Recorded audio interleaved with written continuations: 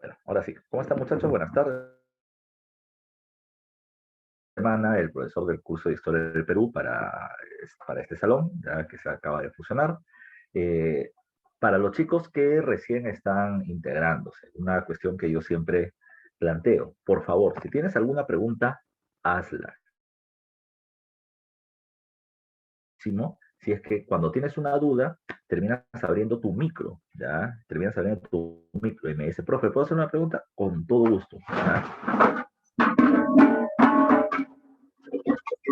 Pequeño accidente, me sabía que en mi casa se movió una ollita.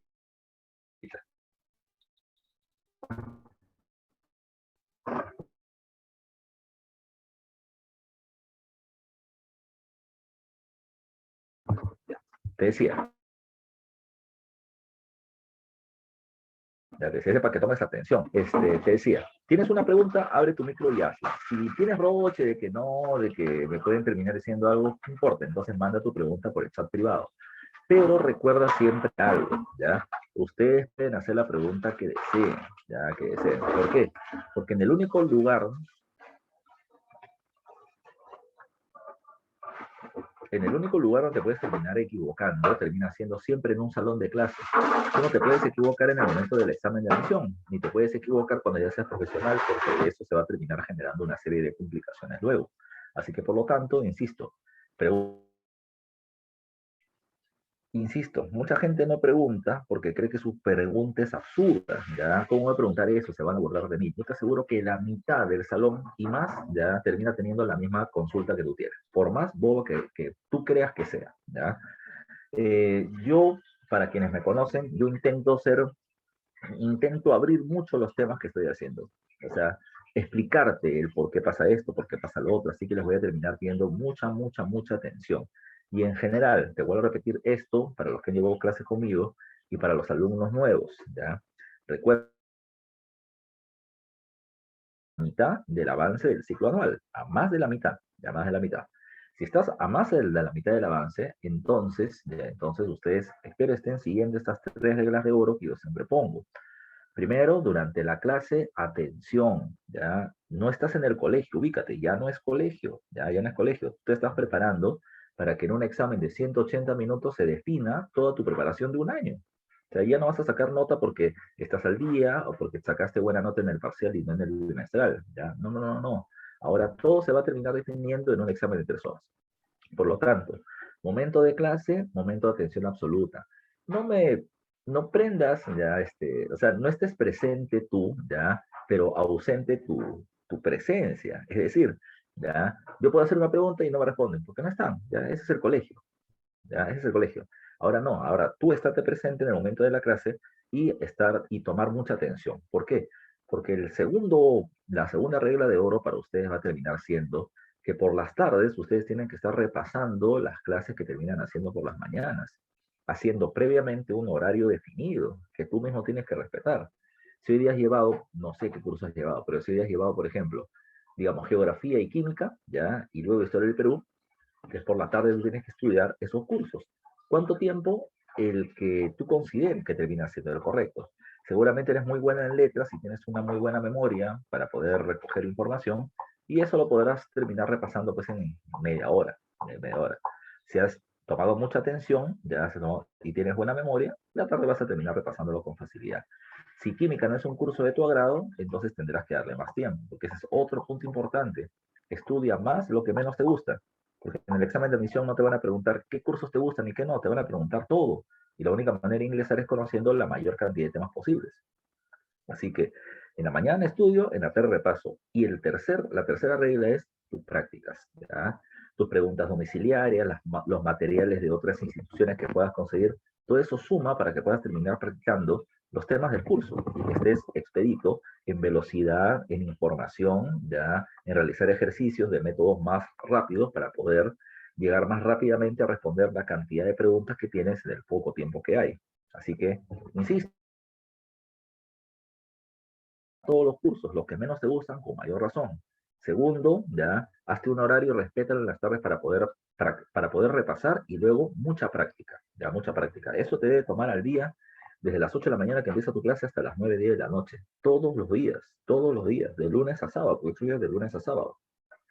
Si tú estudias así de lunes a sábado, los domingos lo puedes estudiar lo puedes usar en la mañana para meter un repaso general de todo muy rápidamente, porque se supone que ya todo lo aprendiste, y en la tarde salir, o viceversa, salir a donde sea, ¿ya? Pero tú pon tu horario hasta de tu salida. Insisto siempre, olvídense cuando están preparándose para ingresar a la universidad, olvídate de salir a jugar pelota todos los días, de salir a pasear cada 2 días con tus amigos, con tus amigas del colegio, a ir al cine, ir viendo la maratón de La Casa de Papel, 5 horas, y al día siguiente las 5 temporadas de tal serie. No, no, no, no, no, eso en tus tiempos libres, ¿ya?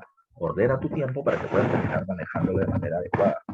El ingreso siempre va a ser 40% de la información que los profesores te demos, ¿ya? 10% más de la tutoría y la orientación psicológica, y el 50% restante estudio, ¿ya? De todas las clases de toda la preparación que vas a tener luego. Insisto, ustedes no compiten contra otros alumnos, ustedes compiten contra ustedes mismos, ¿ya? Contra tu flojera, contra tu desgano, contra eso tienes que competir, a eso le tienes que ganar para poder ingresar a la universidad. Ustedes saben muy bien que el fin de semana pasado y este que viene, o sea, ya mañana y pasado mañana, hay nuevos exámenes de la universidad. Han de ver cómo la gente está con la atención a flor de piel ya por el examen que se está dando. Así que si esto es así, ustedes tienen que estar preparados para cuando venga tu momento. Según lo que dice la rectora, el examen va a ser en diciembre, ¿ya? En diciembre. Entonces, para diciembre tienen que estar preparados, ¿ya? Cuando termina precisamente el ciclo de la pre, supongo yo que quieren terminar haciendo eso. Esperemos que sea así, esperemos que sea así. Pero si es así, ustedes tienen que estar preparados para ese momento, ¿ya? Para ese momento. Así que ya no va a haber un ciclo de repaso de manera inmediata, tal vez hagamos uno en la tarde, ¿ya? Así que vayan haciendo con fuerza, vayan sumando esfuerzos, ¿ya? Y más tiempo en la preparación que ustedes terminan teniendo, ¿ya? Así que a darle con el trabajo de coach, ¿ya? De terminar motivando, pero la motivación va a terminar siendo de ti mismo, ¿ya? De ti mismo. Así que a prepararse con todo, ¿ya? Sin miedo al éxito, ¿ya? La pre termina en noviembre, sí. Yo, para quienes me conocen, yo enseño en la pre San Marcos también, ¿ya? Eh, yo hago los materiales de la pre, yo hago muchas preguntas que van en la pre para el curso. Así que estos datos que estoy diciendo es muy probable. Digo que es muy probable porque puede terminar cambiando por alguna condición, la cuarta ola, por ese momento, quién sabe, ¿ya? Pero la cuestión está en que tienen que estar muy, muy, muy precavidos. Ya no estén pensando en marzo, piensa en diciembre, ¿ya? Piensa en diciembre para tu examen. Pero si en diciembre no la hago, no lo hiciste, no lo hiciste. Faltó prepararse un poquito más. Entonces sigue esforzándote y para el siguiente examen la vas a hacer, sabiendo qué cosa hiciste mal. Es más, este es el momento en que tienes que hacer una autocrítica. En este momento, ¿qué cosa estoy haciendo bien? Refuérzalo. Lo malo que estás haciendo, destiérralo, ¿ya? Y comienza mejor. Colegio, no vas a pasar ya las notas. Estás postulando a una universidad que va a determinar tu futuro, ¿ya? Yo no estoy diciendo que si no ingresas a San Marcos, tu futuro va a ser una porquería. No estoy diciendo eso, ¿ya? Hay gente que seguramente se vuelve comerciante o entra a una universidad de menor nivel y termina teniendo un futuro gigante y se vuelve presidente de la República. ¿Quién sabe? ¿Ya? ¿Quién sabe? Pero la cuestión está en que si tú te has puesto un objetivo y tu objetivo es ese escudito que está ahí, San Marcos, entonces dale con fuerza tu objetivo. Estás invirtiendo no solamente plata, estás invirtiendo lo más precioso del ser humano, tiempo, tiempo. Así que tu tiempo bien, inviértelo bien. El tiempo no va a regresar, la plata sí, el tiempo no va a terminar regresando, ¿ya? Así que darle con fuerza a este momento que estás preparándote, ¿ya? Con fuerza, insisto. Tienes a la tutora, ¿ya? Cualquier tema que tengas, duda que tengas, quieres terminar, no sé, teniendo una asesoría psicológica, habla con la tutora, habla con la tutora. ¿Tienes alguna duda sobre alguna pregunta del curso? Para eso están los profesores, ¿ya? Tienes una duda de que no sabes cómo estudiar, no sabes qué hacer, necesitas que alguien te termine metiendo un par de, no sé, cachetadas psicológicas para que termine reaccionando. Para eso está quien te podemos ayudar. Yo puedo ayudar con el mayor gusto del mundo, pero hablen, ¿ya? Pero hablen, ¿ya? Otra, y con eso termino para poder comenzar la clase. Como el examen es en diciembre, mucha gente no ingresa a la universidad a pesar de tener muchos conocimientos por el tema psicológico. Y cuando digo tema psicológico es porque muchos se bloquean durante el examen. O porque han estudiado demasiado o porque no han estudiado nada, ¿ya? se bloquean porque, uy, pucha, esta es mi única oportunidad para ingresar a la universidad, si no hago esto voy a terminar fracasando en la vida, si no ingreso, ¿quién va a pagar mi próximo ciclo? Pucha, la gente se bloquea feo en los exámenes, ¿ya? Feo, feo, feo, feo, feo. Así que si tú eres muy ansioso, ansiosa, te sabes que eres nervioso, muy nerviosa, vete a un psicólogo, vete a un psicólogo. Al de solidaridad nomás, que cuesta 12 soles, 15 soles la consulta. Vete a un psicólogo, ¿ya? ¿Por qué? Porque el psicólogo no significa que estés loco, ¿ya? Lo único que va a hacer el psicólogo es terminar con su conocimiento profesional, lo que va a terminar haciendo es guiar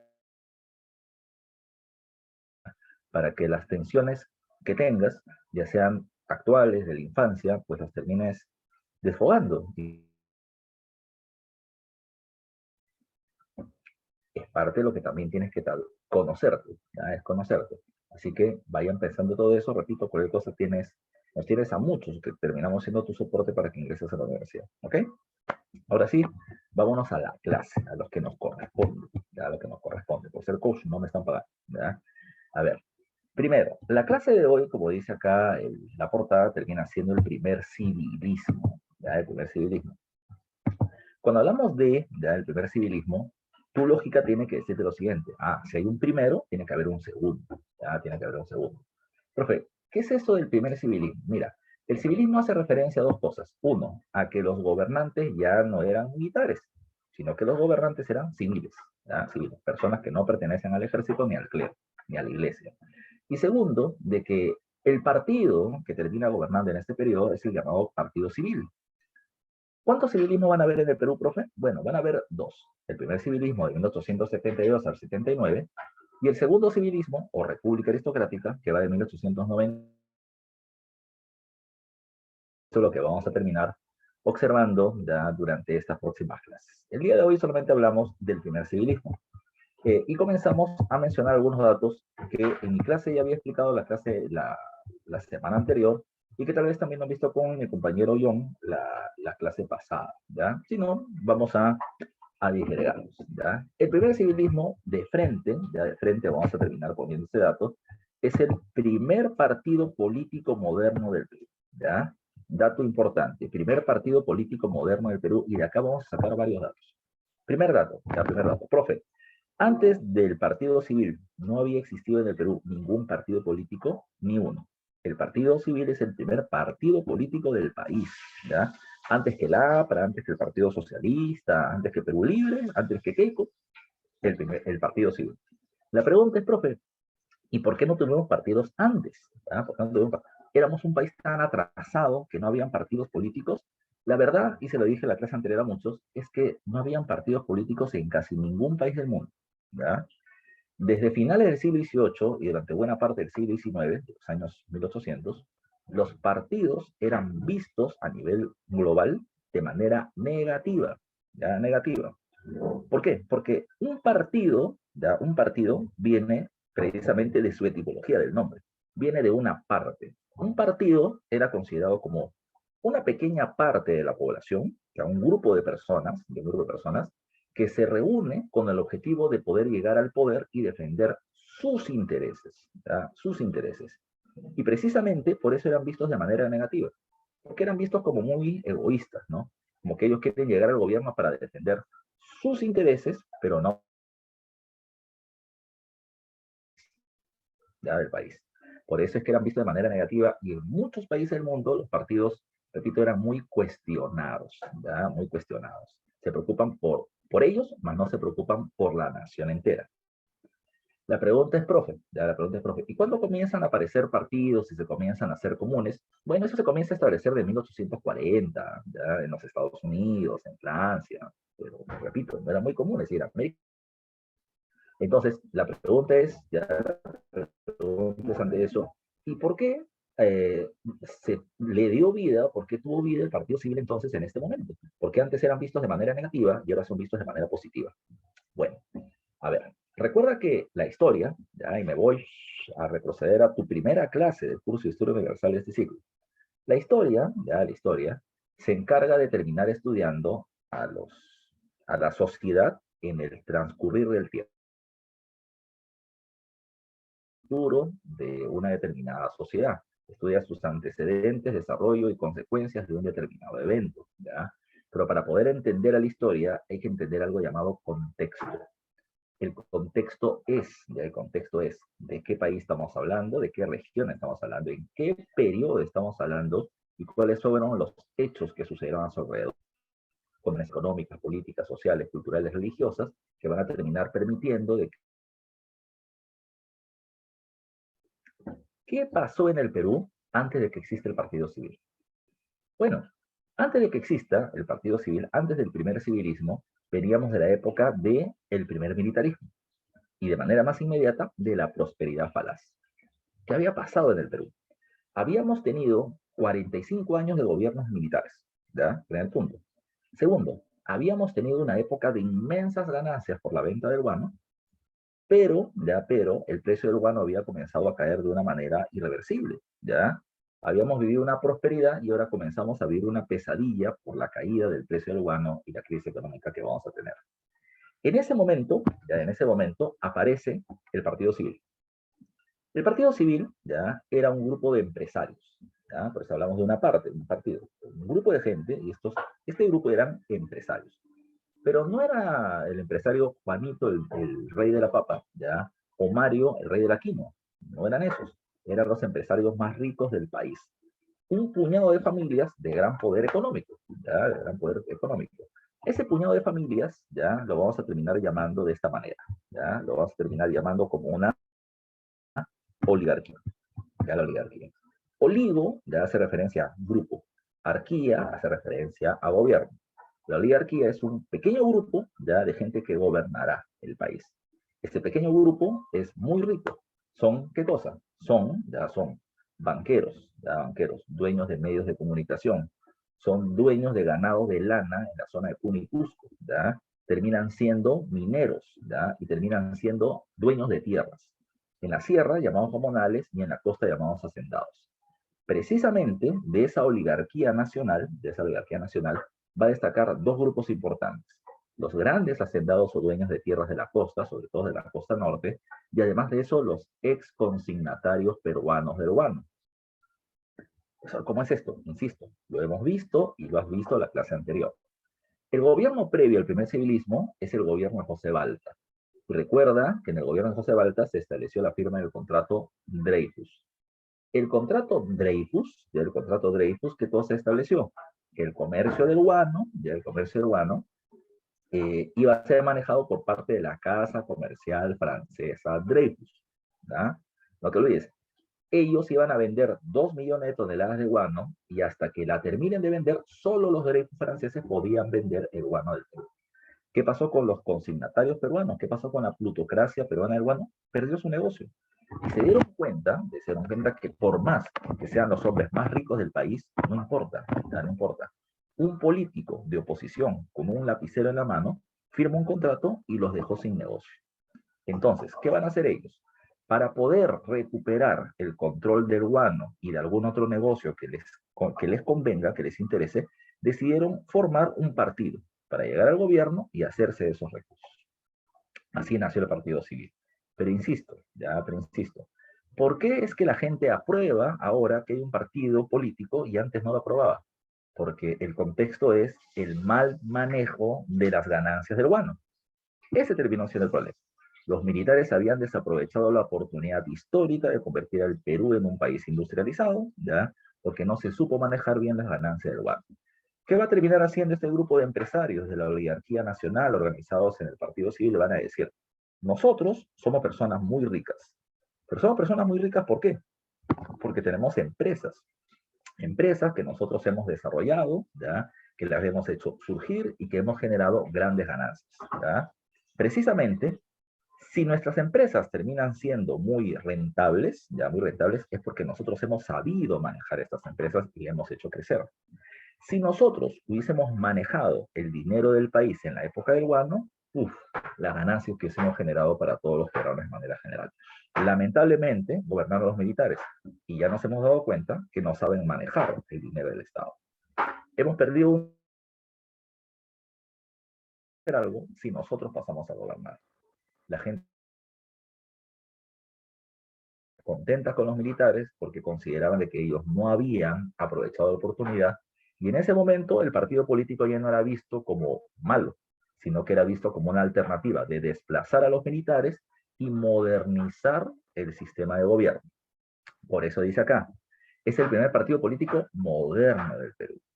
Cuando hablamos de modernidad, implica una reformulación, una reorganización de cómo se maneja el país. El Partido Civil dice, en el plan económico tiene que desarrollar dos cosas, banca e industria, ¿ya? Banca e industria. Lamentablemente, el Estado nunca apoyó a este grupo de empresarios para poder establecerla. Eso es lo que ellos decían, ¿eh? Esa era su justificación. Entonces, ¿qué vamos a hacer? Nosotros, repito, vamos a manejar al país como si fueran nuestras empresas y la vamos a hacer eficiente, que genere ganancias, que genere empleo, que genere productividad, que los gastos no sean gastos, que los gastos sean inversiones. Y eso fue lo que convenció a la gente de votar por el Partido Civil. Ahora, también planteaban otra cosa, ¿ya? ¿Qué es lo que hemos tenido durante la época anterior? Mucha ganancia, pero ¿en qué se gastó? Se gastó en comprar muchas armas, ¿ya? Se gastó en comprar o gastar grandes salarios en los militares, en construir un montón de... Lo que va a plantear un Estado moderno es austeridad, ¿ya? Austeridad.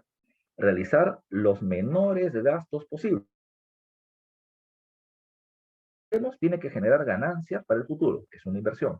Pero además de eso, plantean otra cosa, ¿ya? Plantean otra cosa.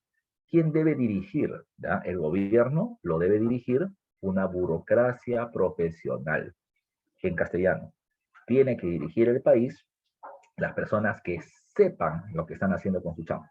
¿Ya? ¿Recuerda eso? ¿Quiénes deben dirigir el país? Las personas que sepan qué están haciendo con su chamba. ¿Ya? Es decir, tengo que poner en la administración de los recursos del Estado a administradores, ¿ya?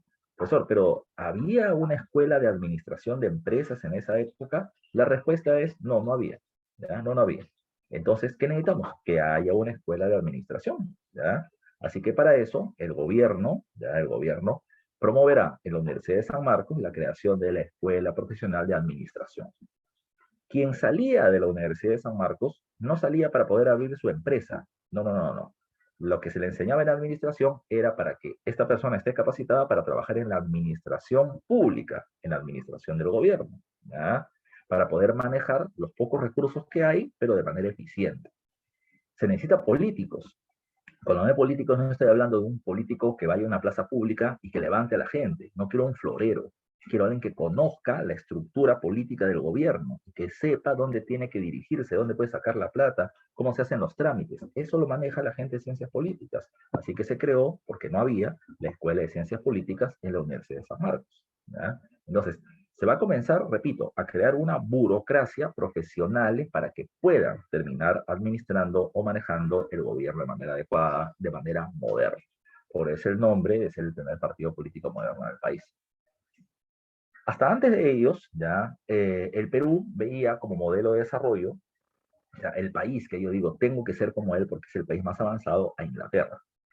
Pero desde 1840, el país con desarrollo científico, tecnológico, industrial destacado era los Estados Unidos.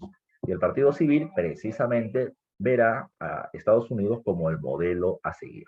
No te olvides tú, ya no te olvides tú. Y por último, para redondear la idea, y te lo estoy poniendo acá en el cuarto punto de las características. En el primer civilismo, ¿quién va a gobernar? El Partido Civil. ¿Quién es el Partido Civil? Termina siendo el grupo de empresarios más poderosos del país. Cuando ellos lleguen al gobierno, recuerden ustedes que van a terminar tomando medidas en favor de este grupo empresarial. No te olvides, ya, no te olvides. Repito, este grupo que llega al gobierno va a defender los intereses de este grupo empresarial. Profe, ¿no van a defender los intereses del pueblo? No, ya, no, no, no, no, no, no, ya, no seamos ingenuos, ya, no seamos ingenuos. Profe, pero todos los candidatos me dicen que van a terminar defendiendo mis intereses y van a proteger mis beneficios. No, ya no. No estoy diciendo que no lo van a hacer, ya. Estoy diciendo de que, repito, un partido es un grupo de gente que quiere llegar al gobierno y busca beneficiarse a ellos mismos. Pero la única manera que lleguen al gobierno es recibiendo los votos de la población. Así que yo tengo que decirle a la gente, voy a tener que hacer esto por ti, ya, esto y esto y esto por ti, ya. Si no lo hago, no voy a conseguir tus votos a futuro. Así que tengo que darte algunos beneficios, pero el más beneficiado va a ser el grupo que va a terminar gobernando. No te olvides de eso, ¿ya? La democracia no es el poder del pueblo. El único poder que tiene el pueblo son sus votos, ¿ya?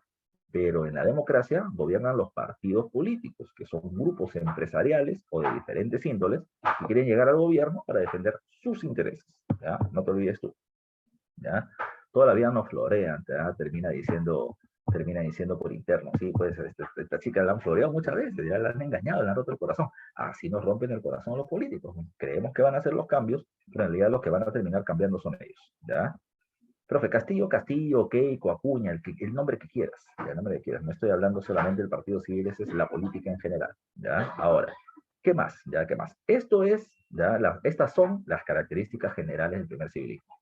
Es el primer partido político moderno, busca el desarrollo de la banca y la industria, tomando como modelo los Estados Unidos, busca un gobierno más eficiente, con una burocracia profesional, representa a la oligarquía o el grupo de empresarios más poderoso del país, encabezado por los ex consignatarios de Guano, que perdieron este negocio y creen recuperarlo.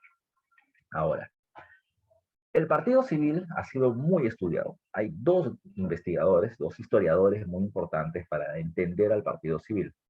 Una es una peruana llamada Carmen McEvoy, ¿ya? Carmen McEvoy, ¿ya? McEvoy. Carmen McEvoy ya es una investigadora que ha estudiado mucho los discursos y las propuestas de Manuel Pardo y Lavalle, que va a ser el primer presidente civil de Perú. Ella menciona, repito, que el Partido Civil es un partido moderno, con grandes ideas de cambio para establecer reformas en el país, pero que lamentablemente no se pudieron hacer porque las condiciones no lo terminaron facilitando. Y eso es lo que vamos a hablar en este momento. El otro investigador del tema primer civilismo es un alemán llamado Ulrich Mucke, ¿ya? Ulrich Mucke nos va a terminar diciendo que ese es puro flor, que el Partido Civil era un grupo de empresarios que querían ganar su plata y que, si bien en el discurso terminaban diciendo vamos a beneficiar a todos, en la práctica solamente querían sus intereses y sus negocios beneficiados, ¿ya? Son dos posturas diferentes. Una que dice que es un partido en beneficio del pueblo y otro que dicen que es un partido en beneficio de la élite, ¿ya? Dos versiones, ya dos versiones. Ahora, profesor, me van a preguntar por si acaso qué cosa dice Ulrich Mucke y qué cosa dice Karamativo. No te van a preguntar eso. Pero el último examen de admisión ha sido muy pesadito, muy pesadito. Han habido muchas preguntas de conceptos, ya muchas preguntas, ya toda la información que existe acá, ya. Así que aprovechelo porque de ahí alguna cosa puede terminar saliendo. Siempre hay que tenerle cuidadito, ¿ya? Entonces, regresemos. ¿Por qué me dices, profe, ya, de que el Partido Civil tiene muy buenas intenciones, pero las condiciones no le fueron favorables? Bueno, primero, cuando llega el Partido Civil al gobierno, recuerden que venimos de la prosperidad falaz, una oportunidad perdida, ¿ya? Muchas buenas intenciones, muy mala administración del dinero que se había obtenido producto de la venta del guano, ¿ya? Lamentablemente, la prosperidad falaz y el primer civilismo son dos caras diferentes de la moneda. ¿Me explico? En la época del guano, en la época de la prosperidad falaz, ¿qué es lo que pasó? El Perú tuvo mucha plata, ¿ya? Pero poca imaginación, poca inventiva más, ¿ya? Mucha plata, pocas ideas, ya pocas ideas. El Partido Civil lo podemos definir al revés. Tenía muy buenas ideas de cómo modernizar al país, pero lo que ya no había era plata. Las ganancias del guano habían bajado tremendamente y por lo tanto no vamos a tener mucho capital para poder invertir de manera adecuada. El segundo caso es lo que le estoy poniendo acá, ¿ya? La recesión económica internacional, ¿ya? Ante la crisis, ¿ya? De 1800. Acá me dice, esta crisis mundial del 73, profe, se le llama el gran pánico. ¿Qué cosa es? ¿Ya? ¿Qué cosa es? No sé si ya lo vieron en Historia Universal, pero te lo explico yo. Eh, de la economía de los Estados Unidos fue el llamado Gran Pánico de 1873, mucho antes del crack de 1929, la caída de la bolsa de Wall Street en los Estados Unidos. ¿Qué había pasado? Estados Unidos es el primer país que entra en la segunda fase de la revolución industrial. Gran desarrollo de la ciencia, gran desarrollo de la tecnología, las empresas que terminan utilizando estas nuevas maquinarias van a terminar teniendo una producción gigantesca, ya gigantesca, y ganancias absurdas, es decir, multimillonarias, ya multimillonarias. La cuestión está en que no todas las empresas pueden comprar esa tecnología, ¿ya? Las empresas más poderosas sí, tecnología, no podían competir contra los productos y los precios de las poderosas empresas de los Estados Unidos. ¿Qué pasó? En 1873, las pequeñas y medianas empresas se fueron a la quiebra porque no podían competir contra las gigantes. Y eso es el llamado Gran Pánico. Estados Unidos entró en un terremoto económico, repito, porque muchas empresas quebraron, porque mucha gente se quedó sin empleo, porque el gobierno, Estados Unidos, ¿qué cosa fue lo que hizo? Estados Unidos dijo, uy, mi economía que gastar en reorganizar mi economía. Comenzaron a dar menos préstamos, comenzaron a comprar menos productos del exterior, las exportaciones peruanas cayeron, el Perú era un país exportador de materias primas y no podía venderlo al principal mercado que era Estados Unidos. Una situación económica de recesión. La economía se frenó a nivel mundial y los exportadores de materias primas como nosotros, no. Este fue el periodo donde el Partido Socialista está gobernando. No hay plata interna porque malgastamos el dinero peruano y no hay plata externa porque el comercio se está paralizando producto de la recesión mundial. Eso era complicado, eso era complicado. Entonces, tomen en cuenta, por ejemplo, el montón de gente que en la actualidad vive del turismo, ¿ya? El montón de empresas que viven del turismo, el montón de gente que termina alquilando sus casas o que alquila hostales en el país ha terminado reduciéndose. En el año 2020 de manera catastrófica. Nadie terminaba saliendo de su casa porque se moría de miedo. Nadie, no se le permitía el ingreso extranjero porque creíamos que nos iba a traer una nueva cepa del virus. Así que imagínate cuántas empresas de turismo terminaron quebrando, cuántos restaurantes terminaron quebrando porque ya no podían abrir sus puertas sino para un pequeño grupo de comensales o para llevar. Imagínate cuánta gente perdió su chamba. Imagínate esto en 1873. El Perú no tenía plata de dentro, ¿ya? Porque ya no había mucha plata por el guano, y tampoco tenía mucha plata de afuera. La Unión Mundial estaba en recesión. Repito, ¿ya? ¿De qué te sirve tener buenas ideas si no tienes precisamente cómo, ¿ya? Cómo terminar haciendo inversiones? Era un problema que el Perú venía viviendo para aquel momento. Manuel Pardo de Lavalle es el primer presidente civil del Perú. Es el primer presidente desde la independencia que no era un militar, ¿ya? Que no era un militar, es el primer presidente civil del Perú, ¿ya? Manuel Pardo era un tipo encantador, ¿ya? Así lo llamaba Karel McKeown, ¿ya? Era un personaje que ya tenía ideas, muchas ideas de reformas para el país, de mejorar la situación económica del país, y si tú te sentabas a conversar con él, te convencía, ya te convencía. Era un personaje que tenía gran capacidad de convencimiento con las personas que lograban tener algún acercamiento con él. Bacán. Llega al gobierno, ya llega al gobierno, y cuando llega al gobierno, automáticamente vamos a ver qué hará, ¿ya? Lo primero, espero recuerdes de tu clase pasada, Pardo es electo presidente, pero 4 coroneles del ejército, los hermanos Gutiérrez, sacaron al presidente Balta, lo mataron, ya dándole un golpe de Estado, que Manuel Pardo no asuma la presidencia de la República, que el poder se siga quedando en manos de los militares que habían gobernado el Perú durante 45 años. Lo que también espero recuerdes es que la gente los linchó y los mató a los hermanos Gutiérrez. Y de esa manera, a la fuerza, Pardo llegó a tomar el control del gobierno en 1872, ¿ya? Con el apoyo de las calles. ¿Ya?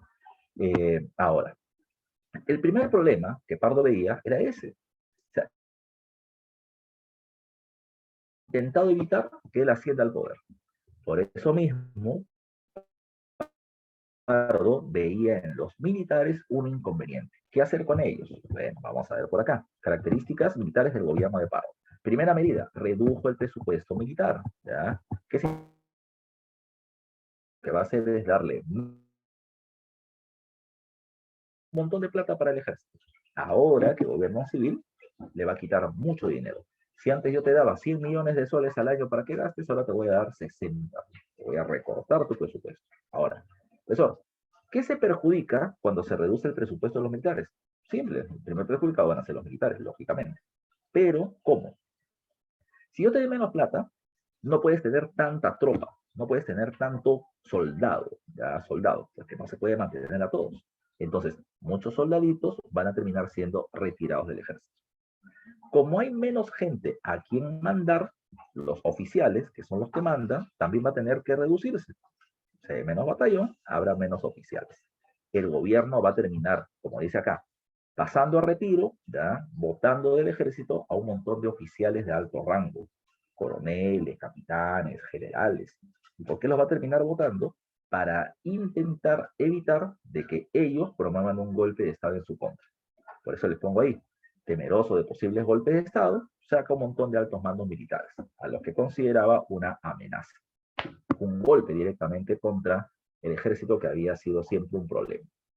Segundo, pasaba esto. Los militares en esta época, antes de Pardo, cumplían doble función. Función 1, función 1. Ellos se encargaban de la defensa fronteriza. Es decir, si algún país nos quería atacar, el ejército era el que nos iba a proteger. Segundo, el ejército se encargaba del orden interno. Es decir, si había un choro por la calle, ya, los militares eran los que estaban haciendo la guardia y los terminaban capturando, golpeando, encarcelando, matando, lo que sea. ¿Ya? Pero los militares tenían orden interno y orden externo. Eso es lo que ellos tenían que hacer. A partir de Pardo eso cambió. Se encargarán del orden externo, es decir, de proteger al país de alguna invasión. Bien, ya está bien. Pero recuerda que es política. Pardo no lo hizo de casualidad. Pardo lo que hizo fue sacar a los militares de Lima, ¿ya? Y los llevó a la frontera. Mientras más lejos, son una amenaza menor. Pero, profe, la pregunta, ¿y ahora quién defiende las calles? ¿Quién nos defiende de los ladrones, de los estafadores? Para eso se terminó creando lo que hoy llamamos la policía, que en la época de Pardo se llamó la Guardia Civil. El partido civil creó la Guardia Civil. La policía, lo que llamamos la policía, se encarga del orden público, del orden interno. Pero además, la Guardia Civil va a ser un grupo de gente armada, que si los militares quisieran dar un golpe de Estado, la Guardia Civil va a terminar protegiendo al presidente o al partido civil en el poder. Pero también servía como una forma de defender al gobierno en caso de algún ataque militar. No te olvides, ya no te olvides. Eso es lo que pasa con respecto al tema militar. Lo otro que hay que tomar en cuenta, como dice acá, se redujo la compra de armamentos. No te olvides, un Estado moderno implica que sea más austero, ¿ya? Más austero. Vamos a gastar menos, pero de manera más eficiente, era la propuesta. Pardo decía, ¿para qué compramos tantas armas? Si no hemos tenido ni una guerra. Durante la época de la prosperidad falaz, tuvimos una guerra con España porque nos invadió. Luego tenemos una guerra con Ecuador que ni siquiera fue guerra porque pusimos nuestras tropas en Guayaquil y Ecuador no quiso pelear. Y nada más, ya y nada más. Entonces, así que se redujo la compra de armamentos. Lamentablemente, no es lo que Pardo quiso, pero lamentablemente lo que hay que tomar en cuenta es que mientras que nosotros, Argentina y Bolivia, terminaban comprando menos armas, Chile compraba mucho más.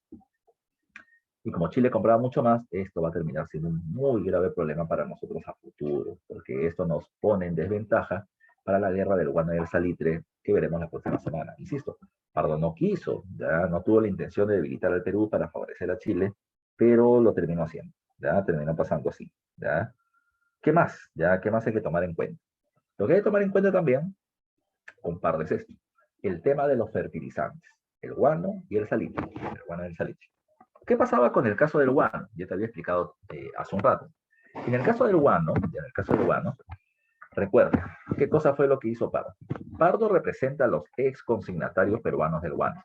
Apenas los ex consignatarios peruanos llegaron al gobierno, la casa Dreyfus, así, se moría de miedo, ¿ya? Y se moría de miedo porque lo primero que ellos pensaban es que me van a quitar el negocio del guano, ¿ya? Pardo, ya siendo presidente, tuvo una reunión con los miembros de la Casa Dreyfus y ellos ya estaban con la cabeza agacha, voy a perder el negocio. Pero Manuel Pardo no hizo eso. Pregunta, examen de admisión. Manuel Pardo le dice a los representantes de la Casa Dreyfus, quiero que por favor me adelanten 2 cuotas de dinero, de pagos a futuro por la venta del guano, porque tengo que pagar un problema de deuda externa. La Casa Dreyfus sacó dinero de donde no tenía y se lo terminó entregando al presidente Pardo. Profesor, ¿y por qué lo hicieron?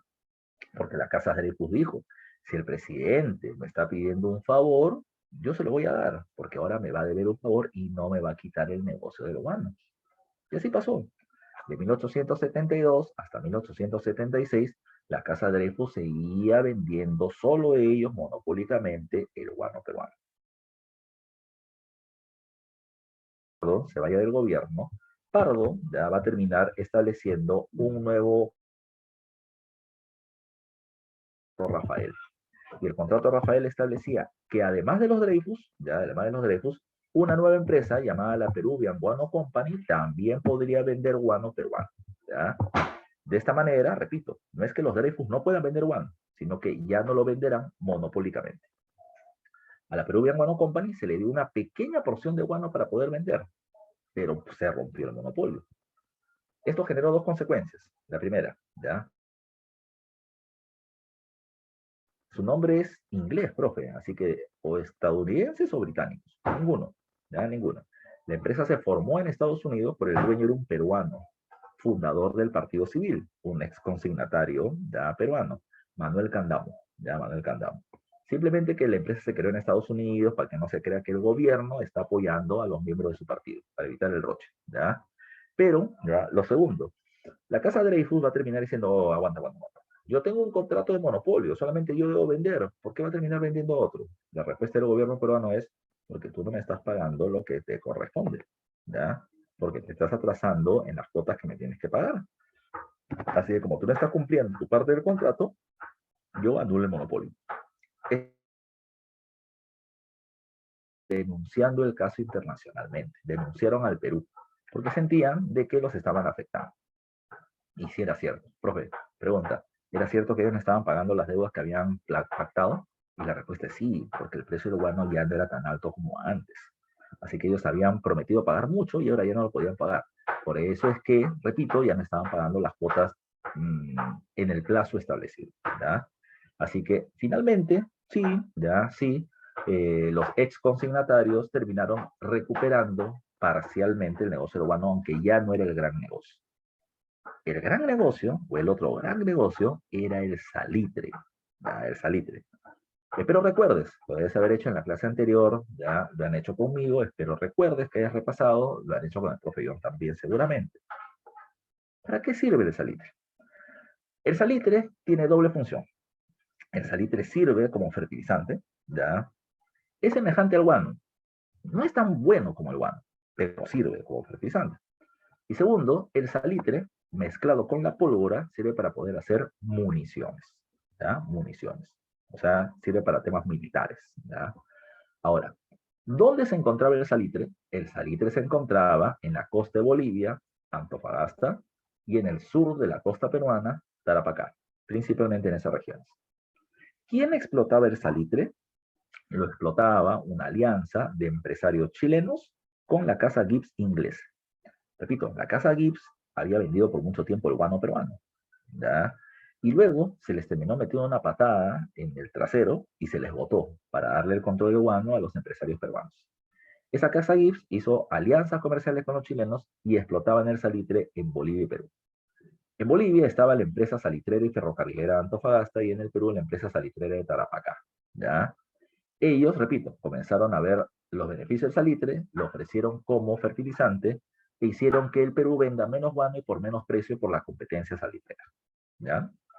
Bueno, cuando Pardo llega al gobierno, no te olvides, Pardo encabeza el Partido Civil y el Partido Civil es un grupo de empresarios que están gobernando el Perú para aquel momento. Este grupo de empresarios vieron en el salitre un buen negocio, así que le dijeron al gobierno, ayúdame papi, ya, yo quiero beneficiarme del salitre. ¿Qué hizo Pardo? Ya, ¿qué hizo Pardo? Lo primero que hizo Pardo es lo que le estoy poniendo por acá. Pardo estableció el estanco de las salitreras, ¿ya? No sé si ustedes se acuerdan cuando hicimos el tema de reformas borbónicas, ¿ya? ¿Qué es un estanco? Si no te acuerdas, yo te voy a recordar. Un estanco es cuando el Estado, o sea, el gobierno, termina planteando esto, ¿ya? Termina planteando esto. Todos los recursos, o un recurso en específico que se encuentra en todo el país, ya no puede ser explotado libremente por cualquier persona, sino que va a terminar perteneciéndole al gobierno, al gobierno. El estanco es un recurso, solamente es mío, ¿ya? Solamente es mío. Entonces, lo que hace el gobierno peruano es el estanco del salitre. Vamos a ponerlo en perspectiva. ¿Qué es el estanque del salitre? Todos los lugares donde se podía extraer salitre en el Perú, ya en el Perú, ahora le pertenecen al gobierno peruano. ¿Ya? Al gobierno peruano. Juanito Guamán, ¿ya? O Francisco Mendoza, que sacaba salitre, lo empaquetaba y lo vendía, ya no puede. Ya no puede, porque ahora le pertenece al Estado. ¿Quiere sacar el salitre? Págale al Estado primero. Eso es lo que hizo el gobierno de Pardo. ¿Ya? Pardo dijo, todas las salitreras que están siendo explotadas por empresarios peruanos y extranjeros, los GIPS y los empresarios chilenos, pues ahora tienen que negociar conmigo la extracción del salitre. Y así fue, y así fue. Manuel Pardo le dijo, bueno, señores, ¿quiere seguir sacando mi salitre? Perfecto, ya, perfecto. ¿Qué vamos a hacer? ¿Ante cuánto pagabas tú por extraer el salitre? Bueno, yo pagaba 30 soles el saco, ahora me vas a pagar 50, si quieres. Si quieres. A los empresarios extranjeros no les quedó otra más que abrir la billetera y pagar precisamente lo que el gobierno pedía.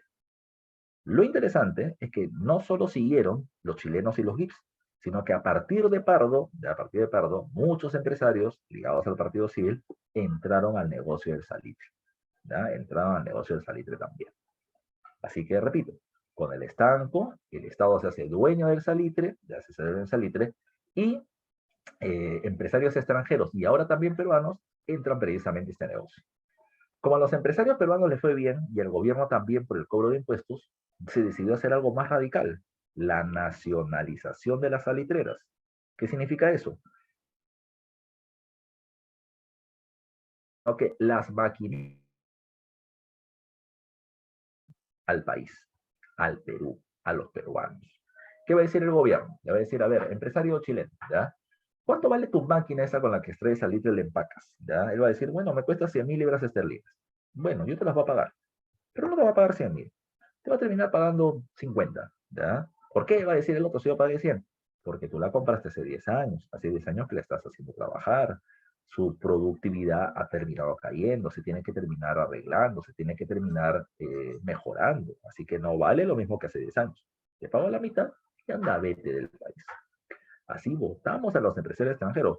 Por segunda vez votamos a la casa GIPS del país. Antes lo votamos del comercio urbano y ahora lo votamos del comercio de salitre. Una patada en el trasero de nuevo y lo votamos del país. Lo votamos del país. Con eso, todo el salitre del Perú solo podía ser comercializado por empresarios peruanos. No te olvides, insisto, nuevamente con la idea, el Partido Civil es un partido de empresarios y estos empresarios ahora van a terminar manejando el negocio del salitre. Así terminó siendo este proceso. Te pregunto, ¿los empresarios peruanos estaban contentos? Contentísimos, ¿ya? El gobierno nos ayudaba a tener más plata. ¿Los empresarios extranjeros estaban contentos? Sí, no estaban contentos, porque le estaban fregando su negocio. La casa Gibbs, repito, comerciantes ingleses, ya están siendo retirados por segunda vez de un negocio en el Perú, y ellos van a terminar planteando algo. Escucha bien esto que te voy a decir, porque esto va a depender del futuro del Perú de ese momento. La casa Gibbs, casa comercial inglesa, regresa a Estados Unidos llorando, porque le han quitado el negocio de salida. Y ellos van a, en Perú, porque en Bolivia seguían explotando, y ellos van a decir, Inglaterra, país, reino de Inglaterra, ¿ya? Tú necesitas el salitre por dos cosas, porque te sirve como fertilizante y porque sirve para poder hacer municiones. ¿En qué año estamos? Estamos en 1874. 74, ya no te olvides, ¿sabes? Cuando se hace toda esta movida. En 1871, 3 años antes, había nacido un país llamado Alemania. Y Alemania nace con un gran desarrollo tecnológico, una gran cantidad de producción, ¿ya? Pero le falta mercados donde poder vender productos.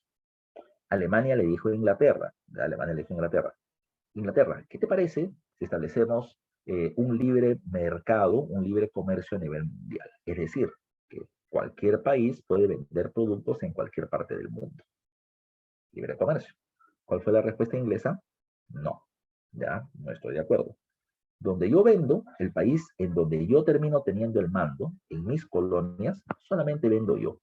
Mientras que Alemania proponía un libre comercio, Inglaterra terminó proponiendo mercados monopólicos, proteccionismo económico.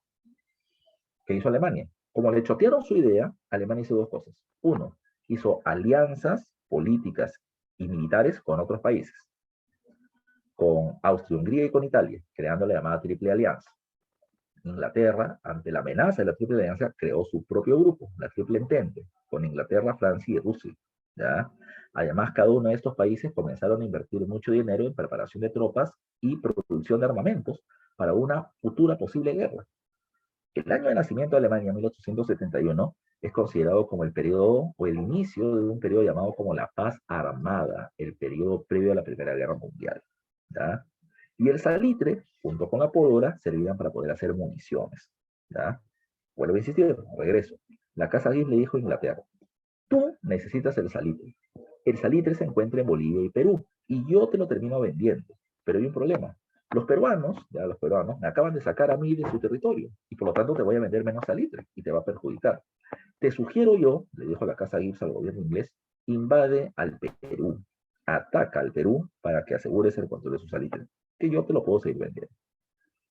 Eso me está diciendo que Inglaterra nos iba a hacer la guerra, y te estoy diciendo que hubo una intención de que Inglaterra le haga la guerra al Perú. ¿Sabes qué pasó? No pasó, pues. Ya sabemos que no hubo una guerra con Inglaterra.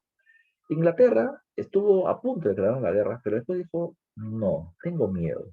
Eso, ¿tenía miedo del Perú? No, pues no sepa eso, ¿ya? Inglaterra no nos tenía miedo a nosotros. Inglaterra tenía miedo, repito, que en ese contexto de la paz armada, si Inglaterra así, Alemania, ven, ayúdame, ¿ya? Alemania va a venir corriendo a ayudarnos, corriendo a ayudarnos. Profesor, ¿por qué? Porque Alemania era el defensor de los intereses del Perú. No, no, para nada. Alemania va a venir corriendo a ayudarnos por una cuestión muy, muy simple, ya, muy simple. Alemania va a venir con todo a ayudarnos porque el Perú le iba a ofrecer la puerta abierta de nuestro país para que nos defiendan militarmente y ellos poder acceder a nuestro mercado, poder vender productos. Lo que Alemania quería era eso, tener más mercados en el mundo y poder tener más comercio y ganancias. Así que el Perú iba a ser una puerta abierta para ellos. ¿Qué pasó? ¿Ya? ¿Qué pasó? Como Inglaterra se dio cuenta de que Alemania podría apoyar a Perú y esa guerra podría terminar siendo un problema, entonces Inglaterra dijo, mira, no me voy a meter yo, vamos a hacer lo siguiente. Tú, estos chilenos, tienen alianza con su gobierno. Ahora, ¿qué vas a hacer? Que Chile, que ya tiene intenciones hace tiempo de expandirse, se expanda. Que le haga la guerra a Bolivia y a Perú, donde hay salitre, y se queden con ese territorio. Pero que me garanticen que el salitre que extraigan me lo vendan solamente a mí. ¿Qué va a hacer Inglaterra? Inglaterra le va a terminar vendiendo armas a precio bajo y pagado en cuotas a Chile, para que Chile se expanda y el salitre de esos territorios se lo vendan solamente los ingleses. Ese fue el pacto que se hizo y la Casa Gibbs sirvió como intermediaria entre el gobierno y los empresarios chilenos y los intereses salitreros del gobierno inglés. Así se produjo este proceso. No se olviden, ya no se olviden. Es el primer caso, el estanco y la nacionalización de las salitreras con las consecuencias que te estoy planteando. Pero hay un segundo evento. En 1873, todavía no estoy dando este dato, ¿ya? Todavía no estoy dando este dato donde dice el Estado apoyó al ingreso de empresarios peruanos a la explotación salitrera en Perú y Bolivia. Ya te hablé la del Perú, pero ahora vamos a ver lo de Bolivia. Pero antes de hablar del dato boliviano, nos vamos acá. Acá dice diplomacia. ¿Ya? La diplomacia es las relaciones internacionales que va a terminar teniendo el Perú para aquel entonces. En 1872, 72, profe dice 73, en 1872, Chile le había arrebatado a Bolivia la mitad de sus costas. No te olvides, ¿eh? Chile le había arrebatado a Bolivia la...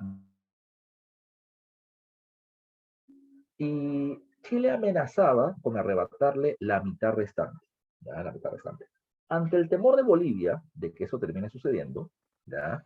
Bolivia sugirió una alianza militar con otros dos países, con Argentina, que tenía problemas fronterizos con Chile, por una región llamada Patagonia, y con el Perú. De ahí con el Perú. A ver, ¿qué pasó? Este tratado que Bolivia estaba proponiendo hacer, era un tratado de carácter defensivo, ¿ya? Si Chile atacaba a Bolivia, los otros países tenían que salir en su defensa. Eso es lo que Bolivia terminaba proponiendo. ¿Qué pasó? De estos países, Perú y Argentina, que habían firmado el acuerdo, Argentina no lo hizo. Argentina no lo hizo. ¿Por qué? Porque apenas Bolivia sugirió una alianza con Perú y Argentina, ¿ya? Chile dijo, ya, o sea, tú quieres tener a tus amigos para defenderte en caso de que te ataque. Yo también voy a terminar teniendo los míos, ¿ya? Chile hizo un acuerdo con otros dos países, con Ecuador, que estaba al norte de Perú, y con el Brasil. ¿Ya? Y con el Brasil. ¿Ya? No solamente eso. Chile le dijo a Argentina, ¿ya? Para sacarlo del camino. A ver, Argentina, tú me estás reclamando a mí hace rato un territorio llamado Patagonia, ¿ya? Que está en mis manos, pero tú reclamas como tuyo. ¿Sabes qué cosa es lo que dijo Chile? Chile dijo a Argentina, te regalo Patagonia, ¿verdad? Te la regalo enterita, la enterita para ti, la enterita. De esa manera, tú y yo, Chile y Argentina, no tenemos ningún problema fronterizo. Si no tenemos problemas, entonces no tenemos por qué entrar en conflicto en ningún momento. Tú y yo no tenemos por qué atacar. No hay ningún problema entre nosotros. ¿De acuerdo, Argentina? Argentina dijo ya. Pero además había otro problema. Aquí está Chile, aquí está Argentina y aquí está el Brasil. Aquí está el Brasil. Cuando Chile hizo una alianza defensiva con Brasil, ¿qué le está diciendo a los argentinos? Mira, Argentina, si tú me atacas a mí, ya desde el este, va a venir Brasil y te va a atacar por la retaguardia. Toma en cuenta que Brasil es o más grande un mundo, es el país más grande de América del Sur. Que yo te ataque, te hará daño. Que Brasil te ataque, te va a perjudicar. Entonces, repito, Chile hizo una alianza con el Brasil para sacar a Argentina del camino y además le dio el territorio que ellos exigían, que era Patagonia. Argentina dijo, y che, mira, Bolivia, tú me propones un acuerdo, pero tú y yo tenemos problemas fronterizos, todavía no resueltos. Con Chile ya lo solucioné, así que yo, por lo tanto, no me meto en tu acuerdo. Por eso le pongo por acá. Este acuerdo debió ser suscrito, debió ser firmado por parte de Argentina, pero Chile le cedió Patagonia y además de eso, ya Argentina temió un posible ataque brasileño a futuro, porque tenía una alianza con Chile, y de esa manera Argentina fue sacado del camino. ¿Ya? El único que firmó el acuerdo fue el Perú, con Manuel Pardo y Lavalle. ¿Ya? Ese tratado se llama el Tratado Benavente-Ribagüero de 1873, también llamado como el Tratado Secreto de Mutua Defensa, porque se había firmado de manera secreta, se supone que nadie lo tenía que conocer, pero Bolivia, terminó dando a conocer ese tratado en una revista de diplomacia en Europa. De todo el mundo sabía que Perú había firmado un acuerdo con Bolivia. No, Bolivia quería que se sepa, ¿ya? Que Perú es su amigo y si Chile tú me atacas a mí, mi amigo Perú va a terminar saltando. Vuelvo a insistir, 1873. 1874, ¿qué pasó? Nacionalizamos las salitreras, los ingleses se perjudicaron, Inglaterra comenzó a vender armas a Chile, Chile comenzó a prepararse para la guerra. 1875, ya 1875. El gobierno de Manuel Pardo, ya, cuyos empresarios del Partido Civil estaban haciendo mucha plata con el salitre que ahora manejan en el Perú, terminaron planteándole algo. Los empresarios dijeron al gobierno, oye, el negocio del salitre del Perú está bueno, ya está bueno, pero podría estar mejor si que también manejamos el salitre de Bolivia. Así que el gobierno peruano presionó y le dijimos, ¿ya? Oye, presidente de Bolivia, ¿ya? ¿Quién es tu amigo? ¿Ya? ¿Tu amigo somos nosotros? ¿Que lo estamos arriesgando a hacer un acuerdo contigo? ¿O tu amigo de Chile? Y Bolivia dijo, ¿y por qué me dices eso? Siempre me compadre. Porque el salitre de Bolivia lo manejan los chilenos, ¿ya? Lo manejan los chilenos. ¿Por qué lo manejan los chilenos si no lo manejamos nosotros? Es así que el gobierno peruano presionó para que el salitre de Bolivia también sea explotado por empresarios peruanos. Y el gobierno de Bolivia aceptó. ¿Qué sucedió entonces? ¿Qué es lo que te quiero decir? Lo que te quiero decir es que los empresarios chilenos estaban viendo problemas. Los peruanos se están ayudando mucho. Me están quitando el salitre de su territorio y están compitiendo conmigo por el salitre de Bolivia. Así que hay que hacer algo, ya hay que hacer algo ante esta amenaza del empresariado peruano. Y por eso, repito, los empresarios presionaron a su gobierno, el gobierno compró armamentos y se fueron preparando para la futura guerra, que es la guerra del Salitre de 1879. Sigamos avanzando, vamos a otro punto. Educación, ¿ya? Manuel Pardo es uno de los principales reformadores de la educación peruana, ¿ya? Pero vamos a ver varios puntos con respecto a su caso. Primero, Pardo consideraba que para poder atraer la inversión extranjera para el Perú, no solamente era necesario tener recursos naturales, sino que también deberíamos tener mano de obra calificada que garantice al empresario extranjero de que va a poder ganar plata. Y el problema era que los niveles de analfabetismo, ¿ya? Y de mano de obra de analfabetismo era muy alto y había muy poca mano de obra calificada, muy poco técnico, muy poco profesional, ¿ya? Entonces, ¿qué hay que hacer? Bueno, hay que mejorar la educación. Mínimo que la gente sepa leer y escribir. Hay que reducir las tasas de analfabetismo. Por eso el gobierno planteó, como dice por acá, un reglamento general de educación pública. ¿Qué es eso? el gobierno va a establecer una serie de reformas con respecto a la educación del país, ya promovida por parte del gobierno.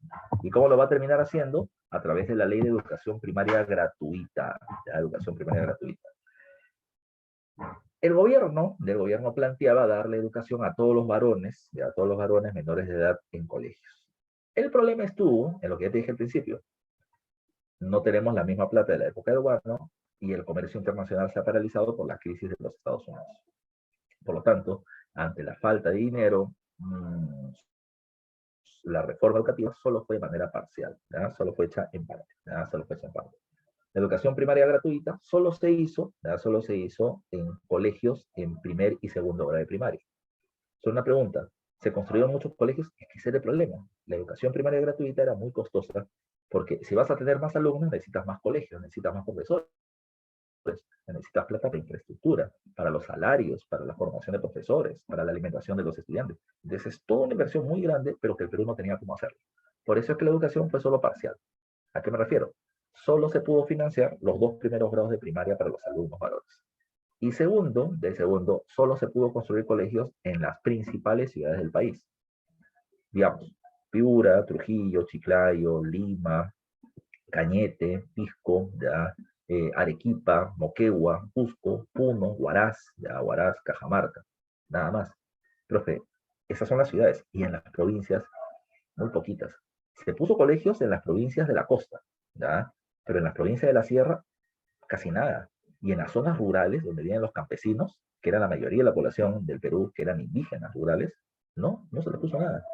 La educación, a pesar, repito, de que era un proyecto nacional supuestamente, se terminó elitizando. Solamente se le dio a un grupo de gente y se dejó el analfabetismo, ya en analfabetismo, a la población indígena, rural, campesina del país. Ya, ya terminó siendo la realidad. Ya terminó siendo la realidad. Ahora, ¿qué más hay que tomar en cuenta? ¿Ya? Lo otro que te venía diciendo hace un rato. Pardo pensó en esto, ya pensó en esto. En la época del virreinato, el Perú había sido un país minero, ya un país minero. ¿Qué significa ese caso? Que habíamos obtenido muchos ingresos producto del sistema de la minería. La mina de Potosí, la mina de Cerro de Pasco, la mina de Castro Virreyna en Huancavelica, fueron algunos precisamente de los centros mineros principales. Pero ¿qué pasó? ¿Ya? ¿Pero qué pasó en este tiempo? Bueno, lo que pasa es que la minería bajó porque la producción de mercurio había caído tremendamente. ¿Ya? El mercurio purifica ya la calidad del metal. ¿Qué pasó entonces? La minería entró en decadencia. Lo que va a terminar sugiriendo el presidente Pardo es lo siguiente. Producto de los cambios y los avances de la ciencia y la tecnología en el mundo, se había logrado generar otras técnicas para mejorar la producción de minerales. De esta forma, ya no era tan necesario el mercurio. Ya no era tan necesario el mercurio. Así que, ¿qué hay que hacer?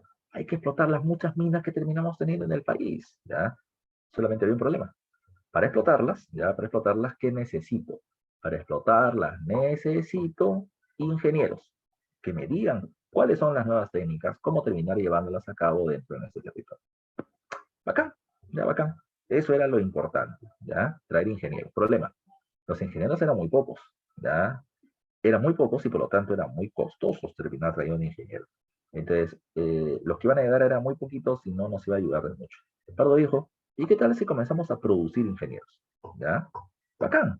Eso que durante el gobierno de Pardo se impulsó la creación de, como dice acá, la Escuela de Ingenieros Civiles y de Minas, ¿ya? Que actualmente termina siendo la Universidad Nacional de Ingeniería, que acá precisamente está su escudo. Lo que hoy llamamos la UNI nació en el año 1876, pero no nació con el grado de universidad, sino como una escuela de ingenieros civiles y de minas. ¿Qué hace un ingeniero civil? El ingeniero civil hace caminos, infraestructura, caminos, puentes, carreteras para llegar a las minas. ¿Qué hace el ingeniero de minas? Termina estableciendo toda la tecnología y el conocimiento para explotar un centro minero. ¿Ya? Eso es lo que vamos a tener. Ah, profe, está bacán, ¿ve? O sea, ya no vamos a tener solamente plata del guano y el salitre, sino también de la minería. Ese era el otro punto. Diversificar los ingresos del país ya que había poca plata. Está bonito, está bonito. Eduardo de Javis va a terminar siendo su primer director. Y está bonita la idea. El problema es, pregunta, tú que vas a postular a la universidad, ¿cuánto tiempo en promedio termina durando una carrera profesional? ¿Ya? A ver, dime tú, ¿cuánto tiempo en promedio termina durando una carrera profesional? ¿Ya? A ver, tengo 52 alumnos en sala, yo supongo que van a responder, ya, 15, 20, 25 alumnos, ¿ya? ¿Cuánto tiempo en promedio dura una carrera profesional? ¿Ya? Y acá me terminan diciendo, 5 alumnos me han respondido, los que están en clase, ¿ya? 5 años en promedio, ¿ya? Digo 5 años en promedio, ¿por qué? Porque hay algunas carreras que terminan durando más, ¿ya? Derecho son 6 años, medicina son como 8, ¿ya? Y recuerda eso si no jalas cursos, ¿ya? Así que por lo tanto, prepárate para varios años más estudiando en la universidad. Entonces, cuando se crea el Colegio de Ingenieros Civiles y de Minas, no vamos a tener un resultado inmediato. Esta es una propuesta a mediano plazo. O sea, en 5 o 6 años vamos a tener ingenieros que puedan terminar explotando los recursos con los nuevos conocimientos que existen. Lamentablemente, la situación económica era muy apremiante y no se pudo esperar tanto tiempo. ¿Ya? Segundo lo que te dije, se crean en la Universidad de San Marcos nuevas escuelas, la Escuela de Administración y la Escuela de Ciencias Políticas, para tener una burocracia profesional que permita la administración del Estado. Se crea la Escuela de Ingenieros Agrarios, ¿ya? Se estaban trayendo por parte de empresarios ingenieros agrarios de Europa y de los Estados Unidos, así que se decidió crear una escuela financiada por el Estado para que vengan y nos den conocimientos de cómo terminar mejorando la producción de las oficinas. Todo andaba bien en ese caso, la propuesta de la reforma educativa era buena, pero la educación no da resultados inmediatos. Eso que lamentablemente la mayoría de los partidos no se preocupa de ese tema, ¿ya? Me preocupo de darle comida a quien está teniendo problemas de alimentación, me preocupo en donar carpas y terminar dando alimentos a quien sufre un problema por un huaico, pero solamente son paliativos. Así no se genera el progreso de un país. Se genera con educación, pero ese es un proceso a largo plazo, 15, 20, 25 años para poder tener resultados. Y del Perú, no, en el Perú somos muy inmediatistas y ese es un problema que tenemos que resolver, pero que nadie quiere hacer. ¿Ya? La gente está esperanzada con el maestro, pues vamos a ver qué hace el maestro. ¿Ya? Ojalá, ojalá que se le ilumine y pueda terminar haciendo alguna medida interesante. Pero esto es lo que está pasando en el tema educativo. Reformas interesantes, pero no muy aplicables por las condiciones que no eran las mejores para el país. ¿Ok? Vamos, sigamos avanzando con Pardo. ¿Ya? Ya estamos casi terminando el tema y vamos a ir de frente a las preguntas. En el plano, en el plano cultural, ¿ya? En el plano cultural, mira tú, esto ha sido pregunta, examen de admisión de San Marcos, ¿eh? ¿Ya? Fue una pregunta del año 2006. En el año 2006, el examen, por primera y única vez, terminó siendo un examen escrito. ¿Ya? Escrito. O sea, tú ibas allá, te lanzaban una determinada cantidad de preguntas por curso, y tú tenías que sustentar la pregunta. ¿Ya? Profesor, esa era una buena idea, era excelente. El problema es que para San Marcos no se puede. ¿Ya? Y no se puede porque la cantidad de postulantes es tremenda, ¿ya? Es tremenda. Pues, por ejemplo, imagínate, un postulante, hay, ¿cuántos postulantes hay en promedio? Supongamos que hay 23.000, supongamos que hay 18.000 nada más. Son 18.000 postulantes, ya, 18.000 postulantes que van a terminar teniendo una o dos preguntas del curso de historia, ¿ya? Imagínate, 18.000 por dos son 36.000 respuestas que los profesores tienen que revisar leyendo para poder saber si está bien o está mal. Y para poder evitar complicaciones, dos profesores terminaban leyendo el mismo examen. Uf, ¿sabes cuánto se demoró en terminar dando los resultados a Marcos? Se terminó demorando semanas enteras. Ya los profesores que respondían ya terminaban estando aburridos, decían ya está bien, pues, está bien. Fue interesante la idea, pero no era la mejor propuesta para un examen tan masivo como el de la universidad. Por eso se volvió al examen que seguimos teniendo ahorita. ¿Ya? Pero bueno, la pregunta de ese año 2006 fue, ¿cuáles fueron las principales reformas culturales ya que se establecieron durante la época del gobierno de Manuel Pardo de Lavalle? Más o menos así, palabras más, palabras menos. Y esto es precisamente lo que se está poniendo en esta parte de la positiva. Mira tú, vamos de menor a mayor. Se funda la Escuela de Bellas Artes en el Perú. Esto está en el centro de Lima, cerca del Palacio de Gobierno, ¿ya? Y es acá donde se terminaba teniendo el Conservatorio de Música, de Pintura, de Escultura, etcétera, ¿ya? La portada de la Escuela de Bellas Artes es preciosa, no solamente está hecha de piedra con columnas dóricas de estilo griego, ¿ya? Sino que además de eso acá hay una imagen muy andina que es esta de acá, espero la conozcas, es una chacana, ¿ya? Entonces, fue parte de la promoción, repito, de las artes plásticas, escultura, pintura, escultura, etcétera. Se terminaba estudiando en la Escuela de Bellas Artes. Bacán, había un espacio para que quien se dedica a esta área tenga un espacio de desarrollo. Bacán, buena idea, ya, buena idea. Poca plata, nada más, ese es lo malo. Siguiente caso, ya, siguiente caso. El Perú va a comenzar a promover por un lado el gobierno y por otro lado investigadores en particular van a terminar destacando en algunas áreas y publicaciones. El más destacado y conocido, vamos de menor a mayor, ¿ya?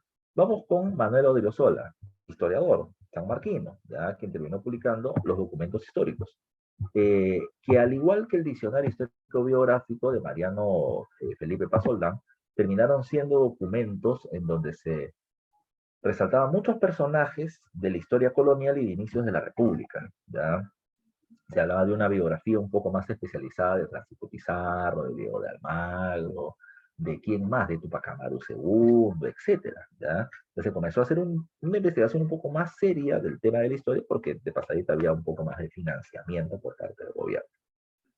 Un texto que me parece genial, genial, genial, genial, es esta, ¿ya? Llamado con el nombre del Perú, publicado con el nombre de El Perú, escrito por parte del profesor sanmarquino e italiano Antonio Raimondi. Raimondi se le dio el financiamiento y la misión para que haga un estudio de hidrología, minerología, zoología y botánica, o sea, plantas, animales, ríos y minerales del Perú. ¿Sabes cuál fue la chamba de Raimondi? Viajar por el Perú, pagado por parte del gobierno.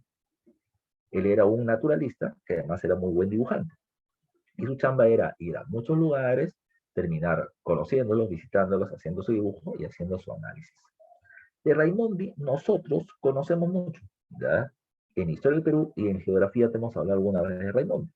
En el caso de la Historia del Perú, espero que se acuerden de la estela de Raimondi, Cultura Chavín, ¿ya? Cultura Chavín. Raimondi pasa por el pueblo de Chavín de Huanta, ¿ya? Y termina diciendo, le toca la puerta a una casa, a una familia, dice, ¿me puede por favor vender un plato de comida? Y dije, por supuesto, señor, pasa, ¿ya?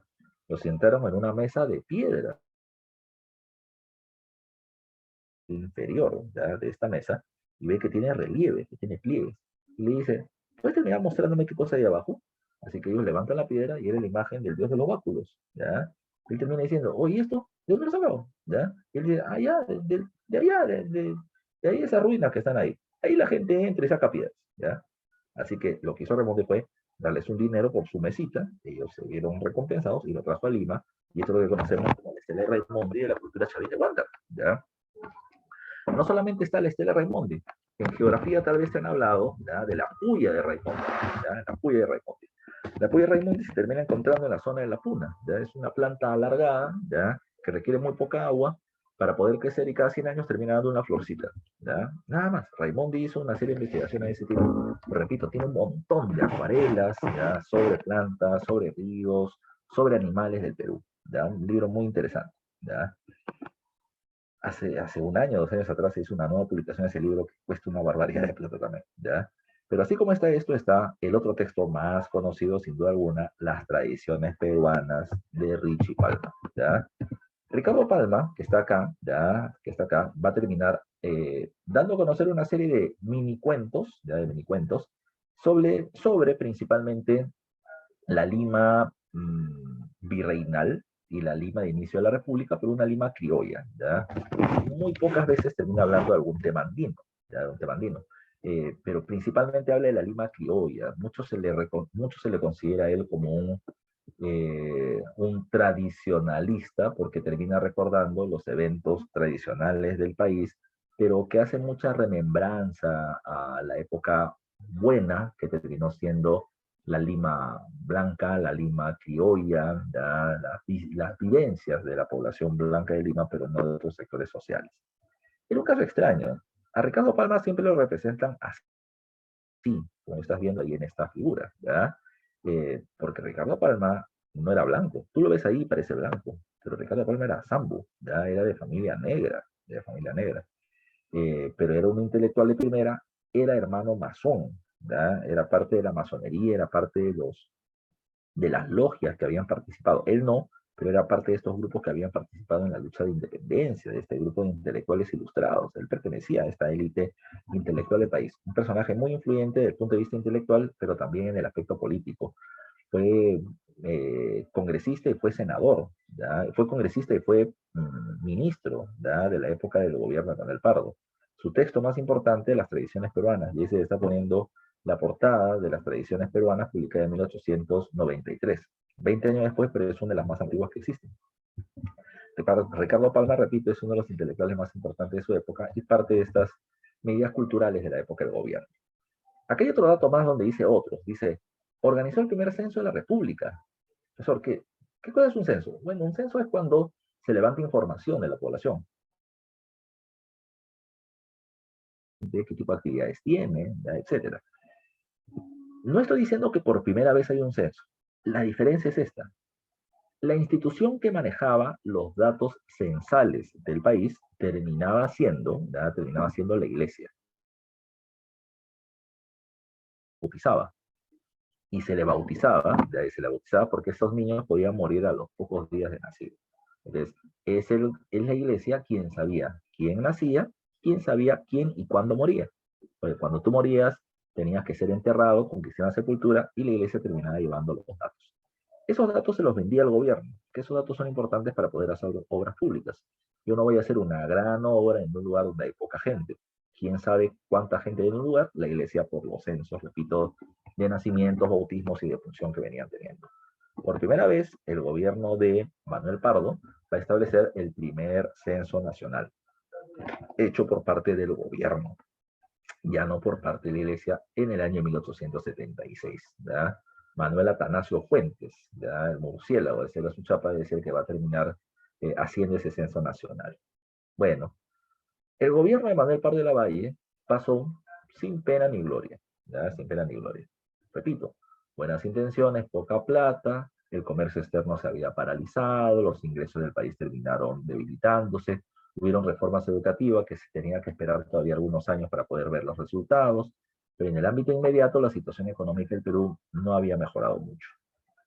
Para colmo, insisto, esta crisis internacional por el gran pánico de los Estados Unidos terminó generando como consecuencia inmediata la paralización de las exportaciones, pero también recuerda que en Estados Unidos generó otro cambio.